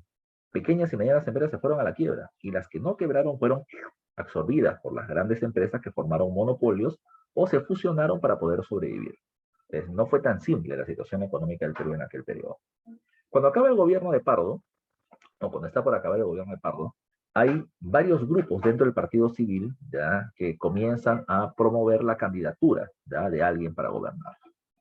Eh, como no se pusieron de acuerdo, ¿ya? Como no se pusieron de acuerdo, finalmente se propuso la llegada al gobierno del muy respetado Mariano Ignacio Prado.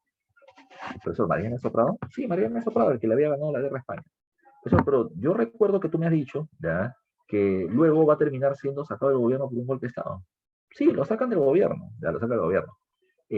Porque después de la guerra, recuerden, el precio del guano era el mismo y la situación económica del país se puso complicada. Pero a pesar de eso, la gente recordaba que él había ganado España. Y la gente lo respetaba.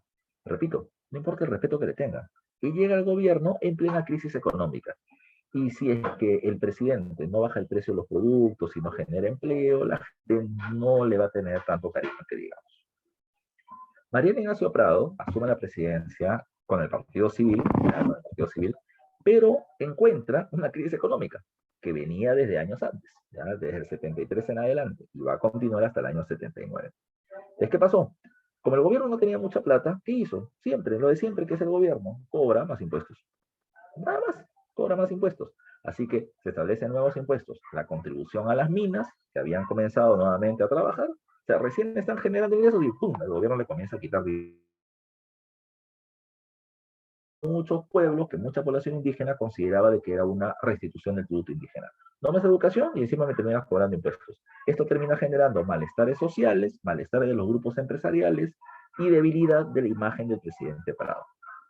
Aprovechando la debilidad del presidente Prado, es que la gente de Nicolás de Piérola, ¿ya? La gente de Nicolás de Piérola va a comenzar a salir al frente, a encabezar la crítica contra el presidente.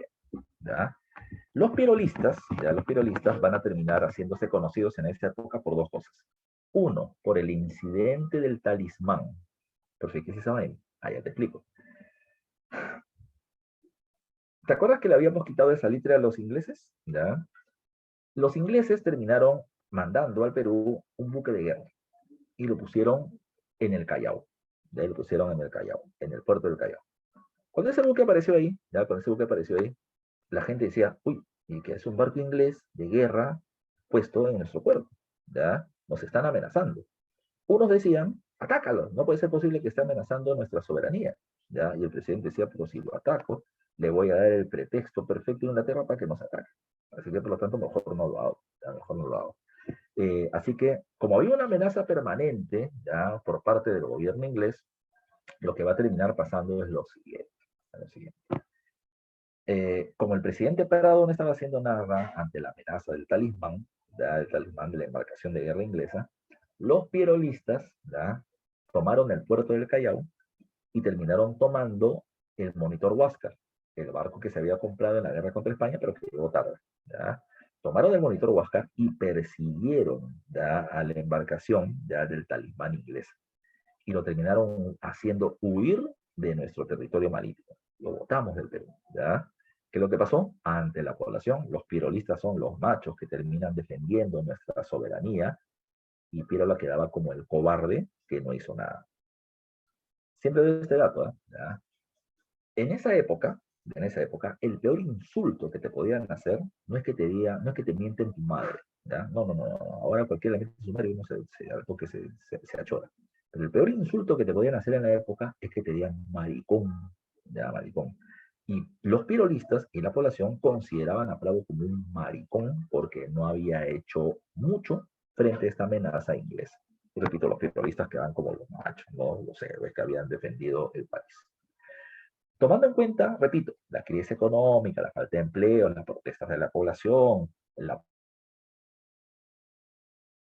los pirolistas dijeron, es mi momento, puedo dar un golpe de Estado y sacar a Prado. Así que los pirolistas hicieron el llamado motín de Santa Catalina. Desde la fortaleza militar de Santa Catalina, la tomaron e intentaron movilizar a la gente para dar un golpe de Estado contra Prado. Mala suerte, ya mala suerte. No tuvieron la convocatoria esperada y los militares los terminaron derrotando. Varios pirolistas fueron encarcelados y varios otros simplemente escaparon, ¿ya? La cuestión está en que Prado tenía un gobierno muy, muy frágil, económicamente, socialmente, políticamente. La gente no le daba mucho respaldo. Hasta que empezó la guerra contra Chile, ¿ya? Y esto ya lo veremos la próxima semana con detenimiento. Chile invade militarmente Bolivia, Bolivia le declara la guerra, el Perú envía una misión diplomática para poder evitar un conflicto, ¿ya? Entre ellos, pero también con nosotros, porque recuerda que nosotros tenemos un acuerdo firmado con Bolivia de defendernos, ¿ya? Pero Chile nos declara la guerra también a nosotros, así que nos metimos en el conflicto por el salitre entre Chile y Bolivia y ahora también el Perú. Ya al principio, cuando esta guerra empezó, la gente le tenía fe a Prado. ¿Y por qué le tenían fe? Porque Prado le había ganado la guerra a España. Si le había ganado la guerra a España, si ganarle a Chile terminaba siendo una cuestión fácil, ¿no? Pero no fue así. Es más, ya lo veremos en la próxima clase, Prado manda a comprar armamentos porque estábamos perdiendo la guerra marítima en el sur, mandamos el dinero, Inglaterra no nos envió las armas, argumentando de que quería ser neutral, no quería meterse en el conflicto, y Prado desesperado termina yendo a Europa a terminar trayendo las armas que se habían comprado y no se las mandaron, no se las mandaron. Aprovechando la ausencia de Prado, Nicolás de Piero la termina dando golpe de Estado y se convierte en presidente de la República. Y Prado declara a Prado, o Pierola, declara a Prado como un traidor. Se ha ido en plena guerra robando dinero del Perú y eso es lo que ha quedado en la historia, ¿no? Prado traidor, cobarde, ladrón, ya ladrón, cosa que no fue así, pero ya te lo explico la siguiente semana, que es lo que corresponde a la época de la guerra, ¿ok? Entonces, hasta acá dura la explicación de la clase y lo que vamos a pasar a ver ahorita termina siendo la, la explicación de o la resolución de las preguntas de la dirigida, ¿ya? Así que vamos a trabajar con ello. A ver, a ver, a ver. O sea, Inglaterra tiene la culpa de que Chile haga la guerra, así que se arma, o haga la tierra, así que se arma una guerra a Inglaterra. No entendí muy bien la pregunta. Me dice, Inglaterra tiene la culpa de que Chile haga la tierra, así que se arma una guerra a Inglaterra. No entendí. Creo que lo tienes que redactar mejor, ¿ya? A ver, me está preguntando por interno. A ver, dime, mail. Si abres tu micro, mejor todavía, ¿ya? Si tienes una pregunta, hazla, es el momento.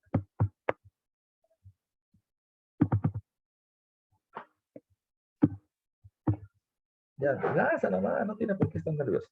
Ya, aquí estoy yo para poder ayudar. Me dicen, profe, técnicamente gracias a Inglaterra es que Chile pudo ganar en armamento en la guerra contra el Perú. Sí, definitivamente, ya definitivamente Inglaterra va a ser el gran aliado, ¿ya? Entonces, ¿quién era nuestro aliado? Ah, nuestro aliado era Bolivia, así que ya perdimos, ¿ya? Así que ya perdimos. Repito, en una guerra, y hay que tomar muy en cuenta eso, ya en un conflicto armado, lo que se define de manera importante termina siendo el tablero de ajedrez. A mí me gusta llamarlo así. ¿A qué me refiero? ¿A qué me refiero? Perú, ya, Chile nos gana la guerra, ya lo veremos la próxima semana, no en una batalla o en un combate específico. Chile nos gana la guerra antes de empezarla. ¿Por qué? Porque Chile terminó teniendo no solamente una mejor preparación militar, sino que un aliado importante para el conflicto que terminó siendo Inglaterra. Chile se estaba preparando para este conflicto hace 40 años, pero terminó preparándose mucho más en los últimos 5 años previos, producto de su alianza con los ingleses. Así que, de tal manera, sí, Inglaterra es un aliado importantísimo para Chile en el conflicto por el apoyo militar que le van a dar, ¿ya?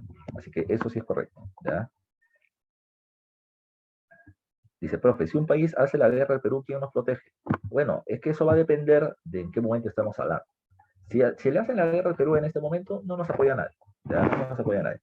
Además, por lo general ya no se hacen grandes conflictos armados de ese tipo. O sea, tendríamos que tener algún recurso importante que termine siendo apetecible, ¿no? Por otros países del mundo. Pero ahora no, ahora se hace una gran inversión en un país y se acabó el tema, ¿ya?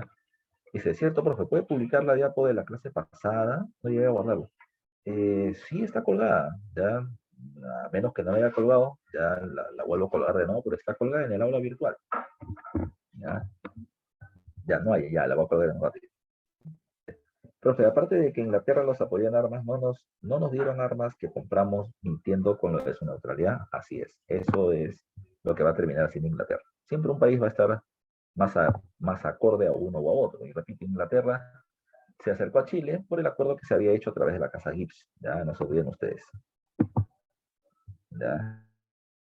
Sí, nos estafaron tremendamente. ¿Ya? Pues ahora sí nos vamos a las dirigidas que nos corresponden de esta semana.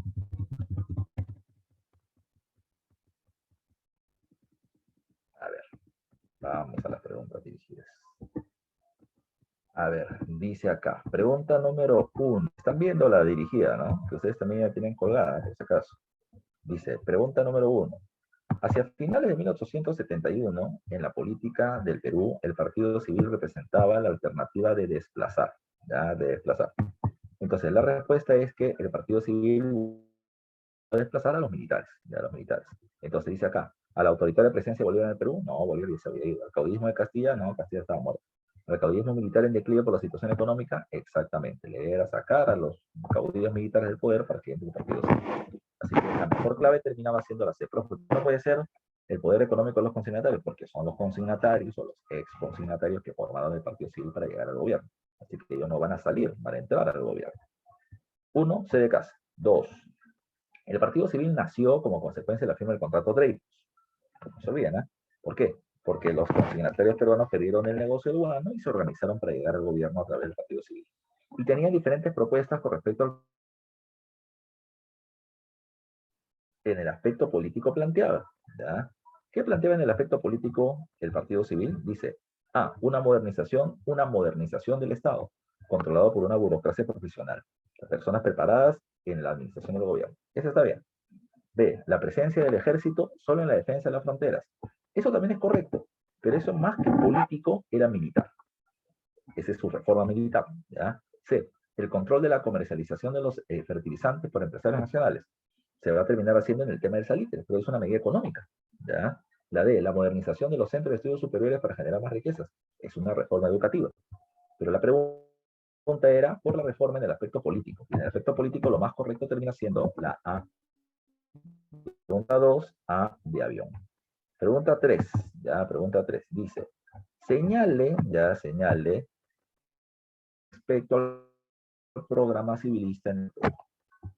A ver, me están diciendo de estas 4 cuáles son verdaderas y luego vamos a cotejar. 1, apoyar a la educación solo de la élite para privar a la mayoría del ejercicio de sus derechos. Acá hay una palabra que lo hace complicada, la palabra solo. ¿Por qué? Porque la reforma sí terminó llegando a otros sectores, a sectores populares, pero no terminó llegando a todos en la medida de que no se hicieron escuelas rurales, que solamente se educó hasta segunda hora de primaria, que solamente fue para los varones y no para las mujeres. Entonces, no fue una educación solo de la élite, ¿ya? Se intentó llegar a todos, pero no había presupuesto para todos. Entonces, esa palabra solo, que significa únicamente, excluye todo lo demás y no es muy correcto. La uno yo diría que es falsa. La 2 me dice, buscar fortalecer el apoyo del sector militar incrementando su presupuesto. Al contrario, se le redujo el presupuesto para poder evitar algún intento de golpe de Estado. 3, fomentar la enseñanza técnica para formar un personal capacitado que atraiga el capital extranjero. Sí, para eso está la Escuela de Ingenieros Agrarios, la Escuela de Ingenieros Civiles y de Minas, etc. Eso sí es correcto, la tesis está bien. En el plano internacional se buscó concertar alianzas. Sí, se hizo una alianza con Bolivia, se intentó hacer una alianza con Argentina, pero esta no funcionó. Así que la mejor clave termina siendo la C, 3 y 4. ¿Ya? 3 y 4, muy bien. Ya, los que están respondiendo por interno están acertando la clave bien. Pero si me equivoco, no hay problema.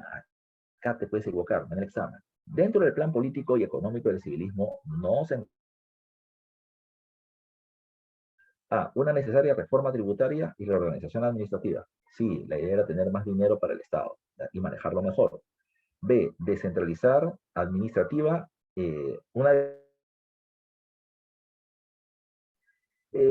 sí, la idea era que cada provincia tenga un poco más de autonomía, que haya menos funcionarios del gobierno en el gobierno. ¿Ya? Dice, modernización educativa y una política de fomento de la instrucción pública. Sí, eso también está bien. La D, rechazar el capital extranjero y paralizar las obras ferroviarias. No, rechazar el capital extranjero, al contrario. El Partido Civil quiere promover el capital extranjero, la idea de inversiones. El problema está en que las inversiones están detenidas. Ya están detenidas. Dice paralizar las obras ferroviarias. No, por el contrario. Se intenta, ya sin estableciendo la conversión del Guana en ferrocarriles, que era la gran propuesta de Manuel Pardo y Lavalle. Pero lamentablemente ya no es la época. Por eso insisto, va a depender mucho del contexto y no el más positivo para el país. 4 dedos. 5. El Partido Civil representó los intereses de los principales empresarios poderosos del país y la defensa de los beneficios de dicho grupo se observó con, repito, el Partido Civil representó los intereses de los principales empresarios poderosos del país y la defensa de los beneficios de dicho grupo se observó con, bueno, una defensa de ese grupo terminó siendo con la nacionalización de las salitreras o el estanco del salitre, en la que se perjudicó al empresario extranjero para beneficiar al empresario nacional. Entonces, ¿cuál sería la clave? Esta de acá, la B, la nacionalización de las salitreras del sur peruano. ¿Ya? La B de beso. ¿Ya? A ver. Profe, ¿y no puede ser la D, la eliminación del contrato Dreyfus? No, pero se acuerdan. Nunca se eliminó el contrato Dreyfus. Lo que se hizo bien al final del gobierno de Pardo terminó siendo eliminar el monopolio, permitiendo el ingreso de otra empresa que también pueda vender el guano. Pero el contrato Dreyfus no se eliminó. ¿Ya? Pregunta 6. ¿Ya? Pregunta 6. Dice, eh, aspectos del gobierno de Manuel Pardo. ¿Ya? 1. Reducción del gasto militar. ¿Ya? Sí, verdad. Reducción de la burocracia militar. También, porque hay menos presupuesto para el ejército. Aumento del presupuesto bélico. No, pues, si hay menos presupuesto para el ejército, menos compra de armas. ¿Ya? Así que no hay un aumento, hay una reducción. ¿Ya? Reducción del gasto sí, reducción de la burocracia militar sí, así que la clave es la D, 1 y 2. ¿Ya? En la 6 la clave es la D de dedo 1 y 2. Pregunta 7, ya nos estamos acercando al final. Pregunta 7. Manuel Pardo, primer gobernante civil, lideró una reforma educativa integral, de acuerdo con los ideales del positivismo. El positivismo es una propuesta filosófica y intelectual que termina hablando del progreso a través de la ciencia, ¿ya? Pero también la modernización del país, el progreso a través de una burocracia eficiente. Esto contribuyó con, ya repito, lideró una reforma educativa integral de acuerdo con los ideales positivistas. ¿Ya? Esto contribuyó con la implantación del sistema educativo lancasteriano. No, pero ¿qué es eso? Ya, yo te he explicado esto cuando hablamos de independencia. San Martín en el protectorado establece el sistema educativo lancasteriano. ¿Cómo era eso? Era 3 por 1. Yo te había explicado esta situación. Yo, Francisco Mendoza, le termino enseñando a 3 alumnos que yo escojo, todo lo que yo conozca. Y ellos 3 le van a explicar a su vez a ellos a 3 alumnos. Y esos 3 alumnos a otros 3 alumnos. Y el sistema multiplicador del sistema lancasteriano. Pero ese es del siglo XIX de inicios, no de esta época. Dice B, el continuo enriquecimiento financiero de las élites, el fortalecimiento de una sociedad moderna y laica. Esa era la idea, ¿no? La idea de una sociedad moderna implicaba una sociedad educada, que no esté manejada por parte de la educación religiosa. Por eso es que el censo lo hizo el Estado y ya no la Iglesia, ¿ya? Que se intentó hacer ello, ¿ya? Y la hegemonía del romanticismo, no. La mejor clave es el fortalecimiento de una sociedad moderna, repito, ¿ya? Profesional, educada, no manejada por parte de la Iglesia, que pueda tomar sus decisiones en base a la razón, en base al conocimiento, en base al progreso, más no en base a las ideas religiosas y más. Entonces, esta es una pregunta complicada, pero ha sido pregunta de examen de admisión. ¿Ya? La clave termina siendo la C de casa. Pregunta 8. ¿Ya? Faltan 3 y nos vamos.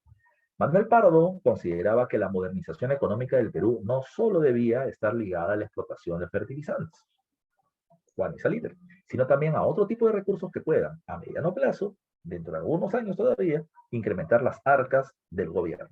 Es así que creó. ¿Ya? ¿Qué cosa fue lo que creó? Ya Manuel Pardo de la Valle terminó creando, a ver tu clave, ¿cuál es la clave en la pregunta número 8? En la 8 la clave termina siendo la C. Muy bien.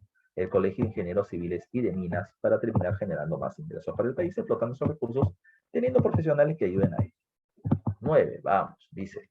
Respecto a la cultura y educación del primer civilismo, del 72 al 79, no solamente para todo el civilismo, es incorrecto, me están pidiendo lo falso. ¿Ya? Dice, ¿se creó la Escuela de Ingenieros Civiles y de Minas? Eso sí es verdadero, pero me están pidiendo lo falso. Se realizó el primer mapa de la República, eso también es, no, el primer mapa es de la época de Ramón Castilla, ¿ya? Eso termina siendo falso. Entonces, la clave tiene que tener dos. Puede ser la B, la C o la D, no puede ser la A porque contiene uno que sí era verdadero. Se creó la Escuela Superior de Agricultura, ¿sí?